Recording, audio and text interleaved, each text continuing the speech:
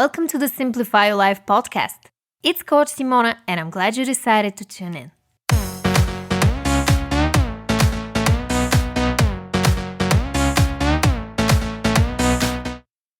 Hey everyone! In today's podcast episode, we're going to talk about taking responsibility for your emotions. And I'm going to share with you 4 practical tips on how to take responsibility for your emotions. If you're new here, welcome. I'm Simona, certified life coach and author of the book 111 Ways to Simplify Your Life. I make weekly podcast episodes on personal development. So if that's something that you're interested in, make sure to subscribe. Before we get into the actual tips, I'm going to be honest with you. Taking responsibility for your emotions is not something that's going to happen overnight. But in this podcast episode, I'll share with you some helpful tools for introspection and self-awareness. So let's jump right into it. We all know that taking radical responsibility seems like a burden, but it's actually one of the most liberating things you can do for yourself. The feeling of owning your emotions and being unapologetic about who you truly are will give you a level of freedom no amount of money or fame can buy. So one of the fundamentals when it comes to taking responsibility for your emotions is actually going to be my first tip. Understand why you're avoiding taking responsibility for your emotions. If you're listening to this podcast episode, there is a good chance you're looking for a better, more effective approach when it comes to taking responsibility for your emotions. As I often say on this podcast, the first step towards changing something is being aware where it's coming from. If you know the reason for creating the problem in the first place, it would be much easier to solve it once and for all. So here are 3 possible reasons for not taking responsibility for your emotions. The first possible reason is codependency. If you've been raised in a codependent family and there are not healthy boundaries between each individual in the family structure, that may be the core reason for not taking responsibility for your emotions. Taking responsibility requires a level of autonomy and independence, and if you've always been blamed for other people's emotions, or if you have played the blame game yourself, there is a high chance that you need to work on overcoming codependency as well. If you think that's the reason for not taking responsibility for your emotions, I have a video on my YouTube channel called How to Overcome Codependency. So I will leave a link to it in the description box below to watch it after this one. Or simply visit youtube.com/coachsimona. The second reason for not taking responsibility for your emotions is that you tend to avoid facing your problems by running away from them. One of the easiest ways to avoid taking responsibility for your emotions is to simply pretend that they're not there. By running away from your own emotions, you're trying to avoid feeling the pain attached to them. That's a very common defense mechanism when it comes to avoiding facing difficult situations in your life, and it may have something to do with avoiding conflict as well. If you think that's the reason for not taking responsibility for your emotions, listen to episode 99 after this one, where I will share with you step by step how to stop running away from your problems. I will leave a link below. And the third possible reason that I'm going to mention in this episode is that you're not in tune with your body, and you're not sure what your current emotions are. I struggled with this one the most, as someone who has dealt with panic attacks in high school and generalized anxiety almost throughout my entire life. When you're living in your head, overthinking every detail, and worrying about everything that may potentially happen, you're disconnecting from your bodily sensations, and you're not in tune with your true emotions. I'm actually releasing a new video on how to deal with anxiety and obsessive thinking next Tuesday, on June 1st. So if you think that anxious thoughts may be the primary reason for not taking responsibility for your emotions, subscribe and hit the notification bell on my YouTube channel, so you'd be the first to know when it goes live. Simply head over to youtube.com/coachsimona. Now that you're aware of the possible reasons for not taking responsibility for your emotions, let's get into tip number 2. Become familiar with your victim shadow self. Here's a brief description of the concept of shadow self. According to one of the most prominent psychiatrists and psychoanalysts of all time, Carl Jung, the shadow self is an archetype that forms part of the unconscious mind, and it is composed of repressed ideas, instincts, impulses, weaknesses, desires, and embarrassing fears. So in other words, your shadow self is that dark part of yourself that you don't really want to admit exists, or you don't want to associate yourself with.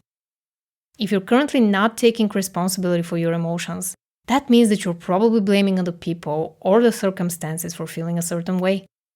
By becoming aware of that part of you that actually likes to play the victim, it will no longer hold its power over you. So how can you do that? The first step towards shedding light on your shadow self, and specifically the role of playing the victim, is by asking yourself the following question. What do I gain by playing the victim? This question can be applied to any situation where you feel like you've been a bit overreactive, or maybe you blamed someone else for your emotions. If you take away just one thing from this episode, let it be this. If there is a role that you play in your life that you don't like, you are gaining something out of it. And the only way to snap out of it is to understand why you're doing it in the first place, so you can find a better, more adaptive way to cope with the situation. So let me ask you again, what do you actually gain by playing the victim? Here are some suggestions to prompt you to journal.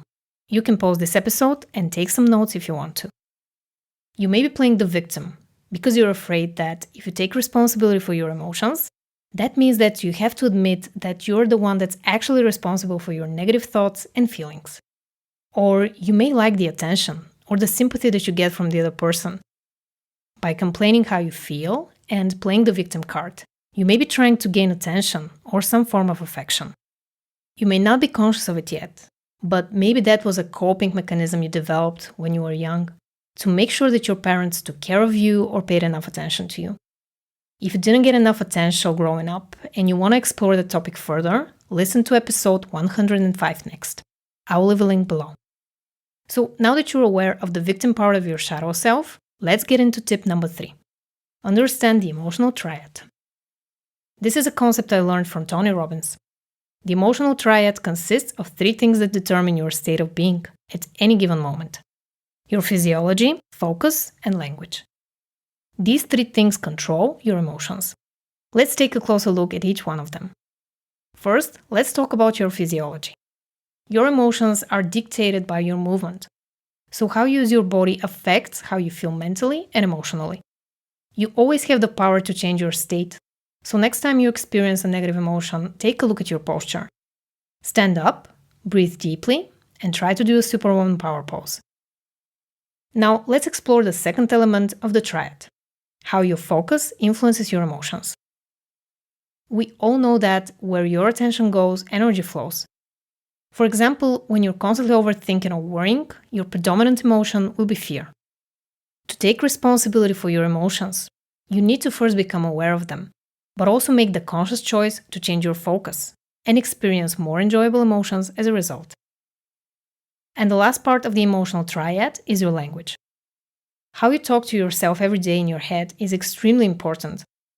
The inner voice on the back of your head, let's call it the inner critic, is actually the internalized voice of a parent or a critical teacher, someone who criticized you repeatedly at a very young age. So by detaching yourself from it and paying attention to all the things it says on a daily basis, you won't let it interfere with your life as much, and you will experience less negative emotions as a result. To do all of that, you need to become aware of your negative thoughts and start reframing them first. I've made a free downloadable cheat sheet that you can use to track your thoughts, emotions, and behaviors. It's super simple to use, and if you want to download it, all you have to do is click the first link in the description box below or visit bit.ly/thoughtrecordtool. Tip number 4 is to face your feelings. There is no going around this one. If you want to take responsibility for your emotions, your choices, and ultimately your life, I suggest getting comfortable with your actual feelings. Your feelings are your inner compass. They're showing you what you need to work on.